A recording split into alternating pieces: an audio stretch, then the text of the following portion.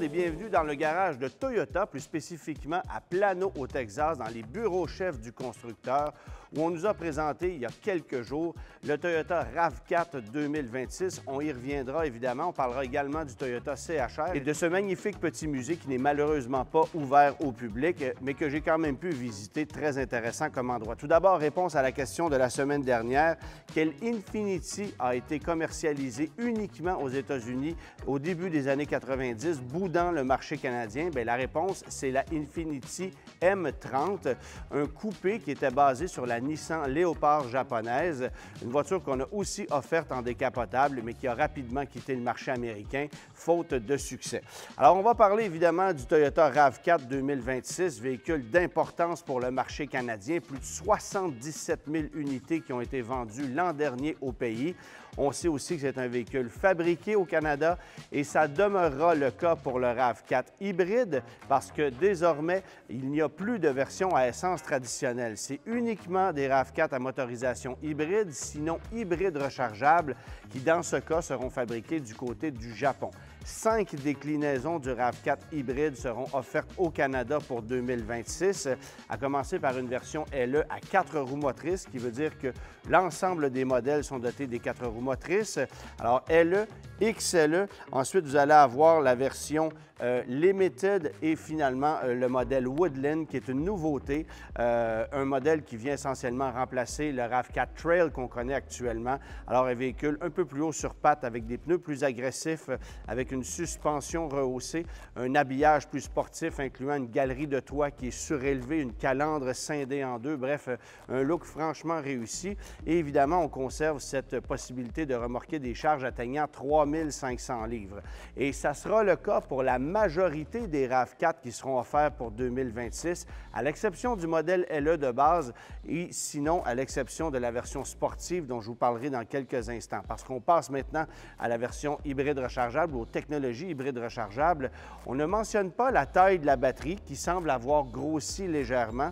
Mais ce qu'on nous dit chez Toyota, c'est qu'on continue d'utiliser le moteur 2,5 litres combiné à 2 moteurs électriques et à une batterie qui permettra d'obtenir 80 km d'autonomie 100% électrique, une amélioration de 20 par rapport au modèle qu'on connaît actuellement, ce qui sera franchement apprécié des acheteurs.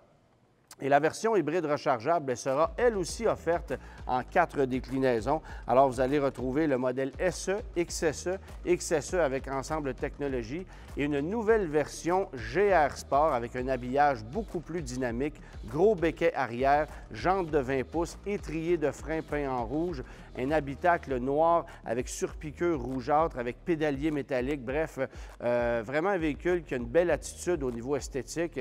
On ne sait pas encore quels seront les changements réels au niveau du comportement. Toyota se contentant de mentionner que la suspension sera légèrement raffermie. Même chose pour la direction. Alors, à suivre pour l'essai, qui ne se fera pas avant la fin de l'année 2025. On devrait pouvoir conduire ces véhicules-là autour du mois d'octobre ou novembre 2025 et le véhicule arrivera chez les concessionnaires en toute fin d'année, sinon au début de 2026.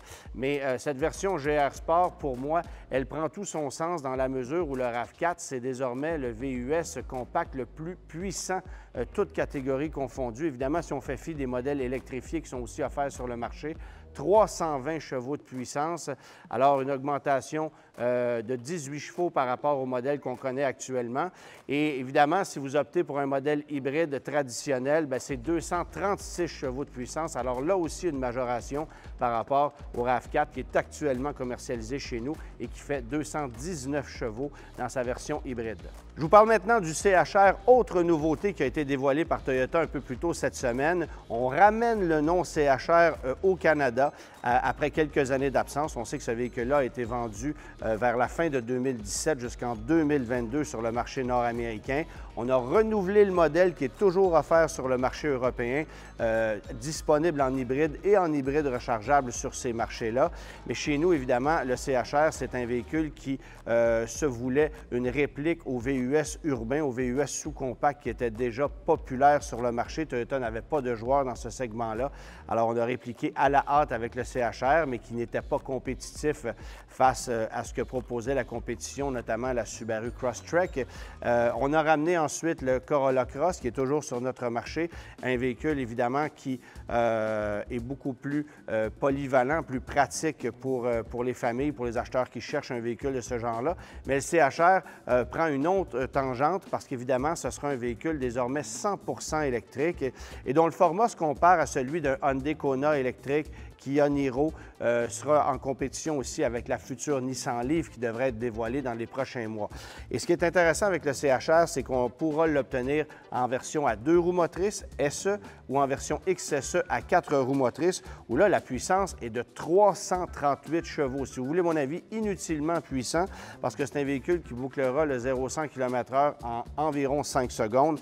465 km d'autonomie pour la version à 4 roues motrices et 500 km d'autonomie pour le modèle à roue motrice avant, qui pour moi est peut-être un peu plus logique dans le contexte de ce marché, mais il y a des gens évidemment qui cherchent aussi les 4 roues motrices et ça pourrait plaire à une partie de la clientèle évidemment. C'est un véhicule qui exploite l'essentiel de la technologie du nouveau Toyota BZ qui lui aussi a été dévoilé cette semaine, évolution du BZ4X qu'on connaît en ce moment avec une technologie qui semble beaucoup plus convaincante et ça comprend également la thermorégulation de la batterie. Donc l'impact de l'hiver sur les batteries du CHR et du BZ devrait être moindre. Ce sera également le cas pour le BZ Woodland qui a été présenté cette semaine à vocation plus aventurière, un véhicule de format familial, cloné évidemment du Subaru Trailseeker, un véhicule qui, je pense, devrait aussi connaître beaucoup de succès chez nous. Alors, il y a énormément de nouveautés dans l'électrique chez Toyota cette année, mais on retient surtout l'arrivée de cette nouvelle génération du RAV4 qui devrait continuer d'être leader dans le segment sur le marché canadien. D'autant plus que c'est un véhicule assemblé au Canada, le seul VUS compact assemblé au Canada avec le Honda CR-V. Et ça explique peut-être pourquoi ces deux véhicules-là connaissent un succès retentissant chez nous au pays. Je vous parle aussi de la Lexus IS 500 Final Edition qui a été présentée cette semaine. Évidemment, ça s'adresse aux collectionneurs. On vendra 40 unités de cette voiture-là sur le marché canadien. Une voiture qui arrivera à l'automne 2025 pour un modèle qui est millésimé 2025. Il y en aura 500 pour l'Amérique du Nord, 40 pour le marché du Canada. Une voiture qui se distingue par sa couleur qu'on baptise Wind, qui est un blanc nacré. Intérieur rouge et noir, étrier de frein peint en rouge. Et évidemment, toujours ce moteur V8 de 472 chevaux. Et c'est clairement la dernière voiture de ce genre qui sera commercialisée par Toyota ou Lexus, après quoi on abandonnera définitivement les moteurs à 8 cylindres. Mais pour ceux qui cherchent une voiture techniquement différente et très originale, bien, la Lexus IS 500, c'est vraiment, en ce qui me concerne, une voiture de collection. Un jouet particulièrement intéressant à conduire aussi. Il y a beaucoup de puissance dans cette voiture-là et on ne s'attend pas à ce genre de puissance-là ou ce comportement-là de la part d'une berline sport japonaise. Alors, c'est très intéressant comme produit. On n'a pas dévoilé le prix de cette version édition finale, mais ça devrait osciller autour des 80 000 $. Maintenant, le musée dans lequel je me trouve, bien, ça fait partie du complexe de Plano au Texas où sont les bureaux-chefs du constructeur à l'échelle nord-américaine. Il y a des studios de design. Tout ce qui s'appelle marketing, mise en marché, planification de produits est fait ici. Évidemment, on a présenté plusieurs nouveautés à la presse au cours des derniers jours dans cet environnement-là. Et on a pu en profiter pour faire le tour de ce petit musée. Vous allez retrouver une quarantaine de voitures qui vont changer d'un moment à l'autre, évidemment, parce que Toyota possède une collection assez exhaustive de véhicules qui ont marqué l'imaginaire, évidemment, au cours des 6 dernières décennies, à commencer par cette Toyota 2000 GT qui se trouve derrière moi, un modèle de 1967.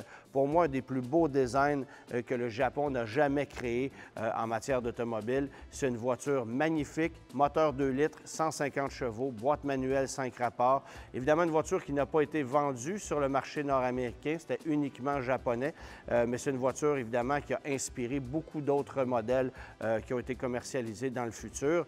351 unités seulement de cette voiture-là ont été fabriquées sur une période d'un peu plus de 3 ans, entre 1967 et 1970, incluant une seule version décapotable de 1967 qui aura servi dans un film de James Bond où on retrouvait Sean Connery comme acteur. Et parce que Sean Connery mesure 6 pieds 2 pouces, c'était impossible pour lui de prendre place à bord de ce coupé. Alors, on avait tout simplement retranché le toit de la voiture, redessiné un peu le véhicule pour pouvoir accommoder l'acteur dans le film de James Bond de 1967.